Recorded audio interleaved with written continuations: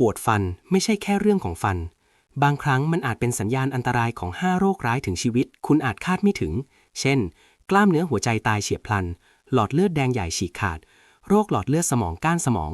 หลอดเลือดขมับอักเสบหรือภาวะติดเชื้อในกระแสเลือดอาการเหล่านี้อาจนำไปสู่การสูญเสียการมองเห็นหรือเสียชีวิตได้หากคุณมีอาการปวดฟันร่วมกับอาการผิดปกติอื่นๆเช่นคลื่นไส้เหงื่อออกหายใจไม่ออกเวียนศีรษะหรือการมองเห็นเปลี่ยนไปรีบปรึกษาแพทย์ทันทีอย่ารอช้าคุณเคยมีประสบการณ์ปวดฟันที่น่าสงสัยไหมมาแชร์กันในคอมเมนต์